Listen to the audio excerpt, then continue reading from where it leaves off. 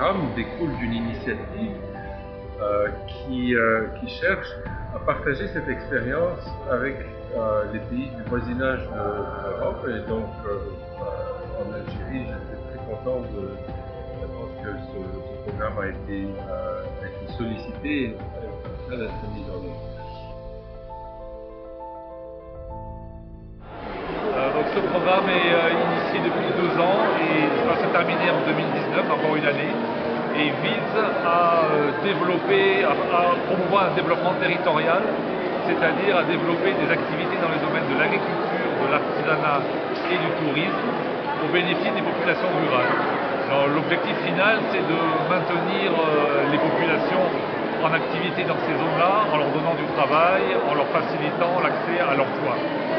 Ce que l'on recherche dans ce programme, c'est de valoriser les productions qui existent actuellement, améliorer la qualité, donc la qualité des produits agricoles. Nous travaillons à ce niveau sur 4 produits essentiellement, sur l'apiculture, donc la production de miel, sur l'huile d'olive, et sur le lait, bon pas dans cette wilaya, mais dans d'autres régions, sur le lait, et sur la diversification des productions. Nous avons réussi au bout d'une vingtaine de séances de travail, quand même, un travail qui a pris 9 mois, nous avons réussi à mettre tous les acteurs autour de la même table et à travailler, à mettre en place une stratégie commune.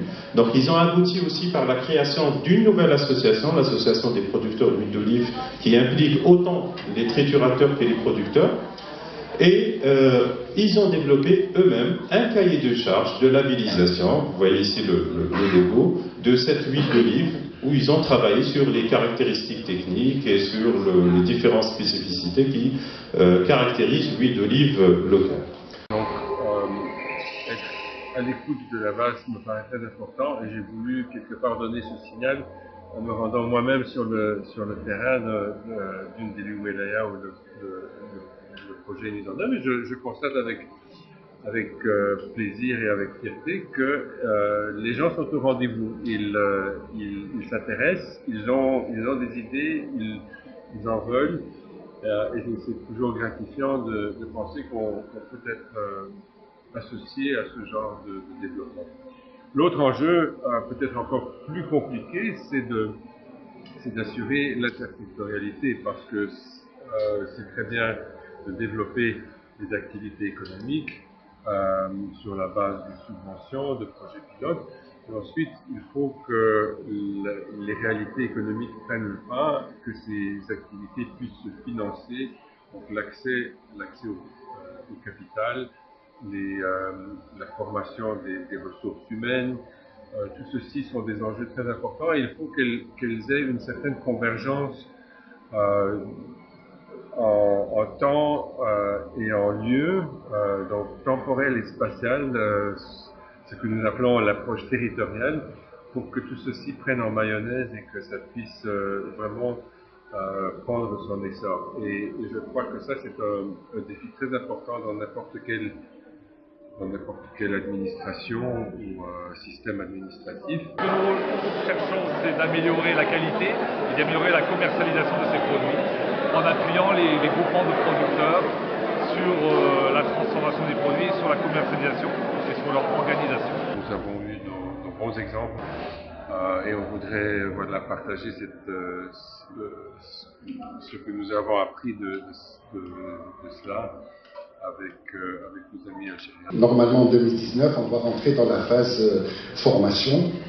Donc, ça va être développé. Il y a une dizaine de modules de 3 jours en moyenne qui vont être délivrés pour des acteurs du territoire, notamment les parcs nationaux, les communes et les OSC. À partir du groupe qui va être formé, on sélectionnera une dizaine qui seront formés comme formateurs, de façon à dupliquer et à multiplier cette initiative. Il y a malheureusement très peu d'organisations des paysans, ou pratiquement pas, et l'idée c'est surtout de les encourager à s'organiser, de leur montrer l'intérêt de s'organiser, de trouver les ponts qui peuvent exister. Et le CAPDEL a permis à ces gens de se rencontrer, d'ouvrir le débat, d'échanger des idées, Donc c'est à peu près ça. Donc le CAPDEL, comme on le sait tous, il ne finance pas, mais par contre il donne le savoir-faire. Donc le savoir-faire, c'est ce qu'on est en train de faire, c'est les formations qu'on est en train de faire au niveau local. Et ça continue encore, il nous reste encore 4.